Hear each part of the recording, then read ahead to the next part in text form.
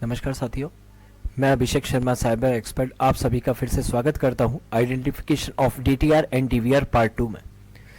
साथियों, जैसा कि इससे पहले वाले वीडियो में डिस्कशन हुआ था और मैंने आपको एक बेसिक ओवरव्यू दिया था डीवीआर और डीटीआर के बारे में।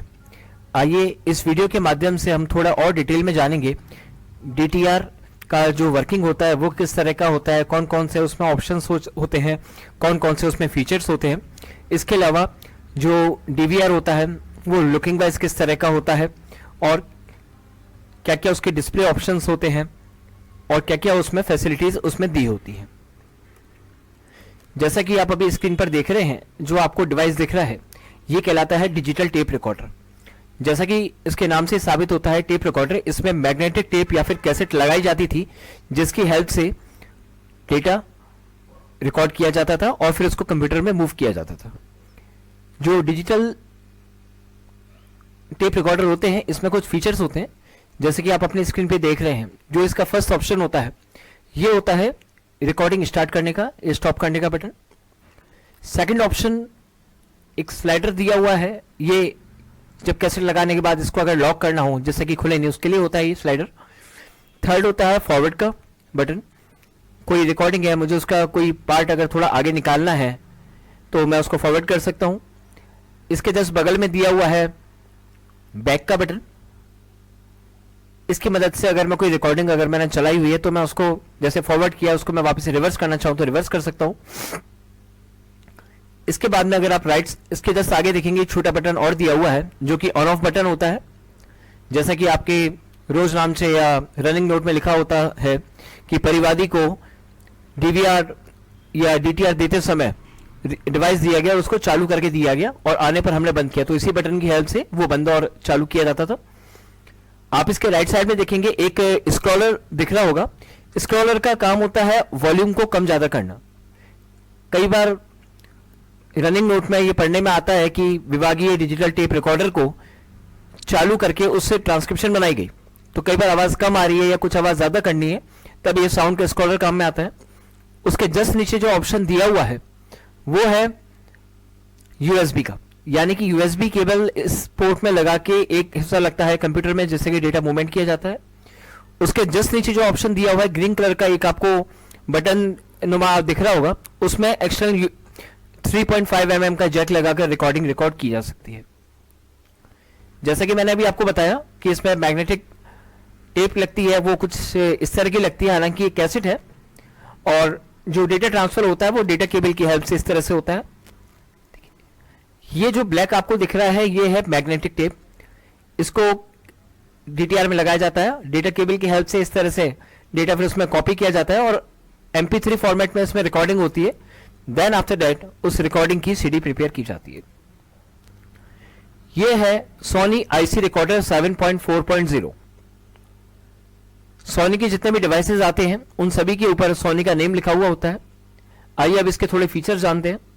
जैसे कि आप देख रहे हैं अभी स्क्रीन पे सोनी के, जहां पर सोनी का नाम लिखा हुआ है उसके जस्ट ऊपर एक रेड कलर का साइन आ रहा है। जब भी डीवीआर में कोई रिकॉर्डिंग रिकॉर्ड करी जाती है तो उसमें रेड कलर का एक इंडिकेशन लाइट लगातार जलती रहती है। सोनी के दोनों तरफ लेफ्ट एंड राइट साइड पे स्पीकर्स दिए हुए हैं। इन स्पीकर की कैपेसिटी इतनी होती है कि अगर आप किसी शांत कमरे में बैठे हुए हैं तो आप आसानी से उस रिकॉर्डिंग को सुन सकते हैं।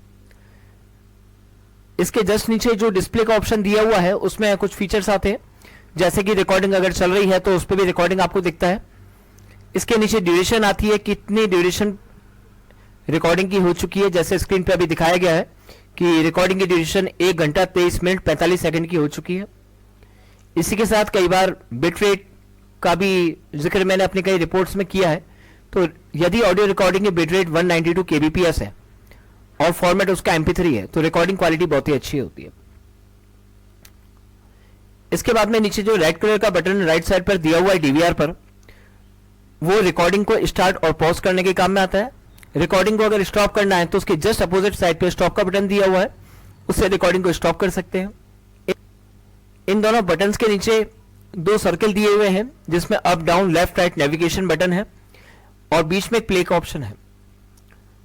यदि मैं डीवीआर के मेन मेन्यू में हूं, मुझे उस ऑप्शन से सेटिंग में जाना है या माई रिकॉर्डिंग्स में जाना है, या फिर मुझे ये सेलेक्ट करना है कि मेरी जो रिकॉर्डिंग है वो डीवीआर की इंटरनल मेमोरी में हो या फिर वो मेमोरी कार्ड में हो, तो इस ऑप्शन से मैं अप डाउन लेफ्ट राइट करके मैं नेविगेट कर सकता हूं। और प्ले वाले ऑप्शन से, जो बीच का ट्राइंगल दिया हुआ है उसको प्ले ऑप्शन बोलते हैं, उससे मैं रिकॉर्डिंग, उस ऑप्शन से मैं रिकॉर्डिंग को रिकॉर्ड भी कर सकता हूं। और इसी के साथ में उस वाले ऑप्शन से रिकॉर्डिंग रिकॉर्ड भी कर, इस वाले ऑप्शन से रिकॉर्डिंग को प्ले भी किया जा सकता है, और जो भी आपने ऑप्शन सेलेक्ट किया है आप उसको ओके भी कर सकते हैं। इसके नीचे आ रहा है ऑप्शंस का, ऑप्शंस वाले बटन पे अगर आप क्लिक करते हैं तो डीवीआर के जितने भी इंटरनल ऑप्शंस हैं वो सारे आपको दिख जाएंगे। जैसे मैंने आपको बताया सेटिंग का, रिकॉर्डिंग्स का, बाकी और भी जो ऑप्शंस होते हैं। अब सपोज मान लीजिए मुझे मेरे डीवीआर में डेट और टाइम सेट करना है, परंतु गलती से मैंने सेटिंग की जगह मैंने रिकॉर्डिंग वाला ऑप्शन ले लिया, तो बैक आने के लिए आप देख रहे हैं जैसे कि यहां पर स्क्रीन पे बैक एंड होम ऑप्शन आ रहा है। मैं इस वाले ऑप्शन पे क्लिक करूंगा और एक बार क्लिक करने पर एक स्टेप बैक आएगा। अगर मैं 5 सेकंड के लिए लॉन्ग प्रेस कर रखूंगा तो जो मेरी रिकॉर्डिंग है, सपोज मान लीजिए मैं किसी ऑप्शन में गया हूं, जैसे कि मैं सपोज मान लीजिए मुझे मेरे डीवीआर में सेटिंग वाले ऑप्शन में जाकर डेट और टाइम सेलेक्ट करना है, परंतु गलती से मैंने डेट और टाइम वाले ऑप्शन की जगह मैंने गलती से रिकॉर्डिंग वाले फोल्डर में मैं एंटर हो गया हूं। अगर मुझे उस ऑप्शन से बाहर आना है तो मुझे बैक एंड होम वाले बटन को मुझे एक बार प्रेस करना होगा। प्रेस करते ही मैं एक स्टेप पीछे आ जाऊंगा। अगर मैं इसी बटन को 5 से 7 सेकंड के लिए दबाकर रखता हूं तो मेन होम स्क्रीन आ जाएगी। इसके नीचे आप देखेंगे एक यूएसबी शो करा हुआ है इमेज में। यूएसबी का काम होता है डेटा ट्रांसफर करने का आपके डीवीआर से आपके कंप्यूटर लैपटॉप में। इसके अलावा इसमें 3 और ऑप्शंस दिए गए होते हैं, जैसे कि पावर एंड होल्ड। यदि मुझे मेरे डीवीआर को ऑन करना है या ऑफ करना है तो मैं फर्स्ट जो बटन है पावर एंड होल्ड का, इसको मैं नीचे की तरफ, ऊपर से नीचे की तरफ अगर करूंगा तो डीवीआर मेरा चालू हो जाएगा, और जैसे ही मैं 5-7 सेकंड के लिए मैं उसको वापस से नीचे की तरफ होल्ड करूंगा डीवीआर मेरा बंद हो जाएगा। होल्ड बटन इस काम में आता है, सपोज मैं कोई रिकॉर्डिंग रिकॉर्ड कर रहा हूं और रिकॉर्ड करते हुए मैं चाह रहा हूं कि और कोई बटन इसमें प्रेस ना हो, तो जैसे ही मैं इसको ऊपर कर दूंगा तो अगर गलती से मेरी पॉकेट में रखे हुए डीवीआर का कोई बटन अगर गलती से प्रेस भी होता है तो मेरी रिकॉर्डिंग स्टॉप नहीं होगी। इसके नीचे दिया गया है वॉल्यूम का बटन -N+। इसका काम ही होता है, सपोज मैं कोई रिकॉर्डिंग की ट्रांसक्रिप्शन अगर मैं बना रहा हूं और मैं डीवीआर से डायरेक्ट सुनते हुए अगर उसको बना रहा हूं, आवाज प्रॉपर नहीं आ रही है या कम आ रही है, तो मैं उसको सकता हूं या आवाज थोड़ी ज्यादा आ रही, डिस्टर्बेंस आ रहा है, तो मैं माइनस वाले बटन को प्रेस करके कम भी कर सकता हूं। जैसे कि इससे पहले वाली स्लाइड में मैंने आपको दिखाया था कि यूएसबी पोर्ट जो होता है, जो ये ऑप्शन दिया हुआ है, इसको जैसे मैं नीचे करूंगा इस तरह से मेरा यूएसबी पोर्ट बाहर आ जाएगा, और अगर मैं इसको इस तरह से ऊपर कर देता हूं यूएसबी पोर्ट मेरा अपने आप डीवीआर में अंदर चला जाएगा और उसके बाद में मैं डेटा ट्रांसफर नहीं कर पाऊंगा। इसी के साथ में जैसा कि मैंने अभी आपको बताया तो स्पीकर्स होते हैं सोनी के बटन के आगे पीछे। इसके अलावा 2 और इसमें फीचर्स दिए हुए हैं, एक है माइक्रोफोन का और एक हेडफोन का। माइक्रोफोन के ऑप्शन में भी 3.5 mm जैक को लगाकर इसमें कॉलर माइक या हेडफोन लगाकर भी इसमें, जिसमें कि माइक हो, उससे रिकॉर्डिंग रिकॉर्ड की जा सकती है।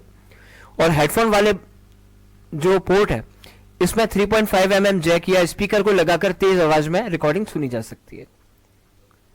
देखिए इस वाले इमेज में जैसा कि दिखाया गया है, जो डीवीआर है वो लैपटॉप से कनेक्टेड है, यानी कि जब भी डेटा ट्रांसफर करना होता है तो यूएसबी पोर्ट का जो जैक है इसको नीचे किया, डीवीआर का यूएसबी आया बाहर, उसको यूएसबी पोर्ट में लैपटॉप के में कनेक्ट करा गया। जैसे आप कनेक्ट करते हैं आपकी स्क्रीन पर कनेक्टिंग का एक ऑप्शन आता है, जैसे कि स्क्रीन पे आपको दिख रहा है। उसी समय पर डीवीआर की बैटरी भी चार्ज होती है और ये प्रोसेसिंग करता है। जैसे ही प्रोसेसिंग करता है आपके लैपटॉप की स्क्रीन पर आपको सभी ऑप्शंस दिख जाते हैं डीवीआर के, जिसमें रिकॉर्डिंग रिकॉर्ड हुई है, फोल्डर सब फोल्डर जिसमें भी रिकॉर्डिंग हुई है, और बाकी जो भी रिक्वायरमेंट होती है उस हिसाब से रिकॉर्डिंग को या तो कंप्यूटर में सेव कर फिर सीडी बनाई जाती है या फिर से डायरेक्ट भी सीडी बनाई जा सकती है। इसके अलावा अगर आपकी डीवीआर या डीटीआर संबंधी अगर आपकी और कुछ भी क्वेरी होती है तो आप मुझे डायरेक्ट संपर्क कर सकते हैं। मेरा नंबर नीचे डिस्क्रिप्शन में दिया हुआ है। धन्यवाद। जय हिंद।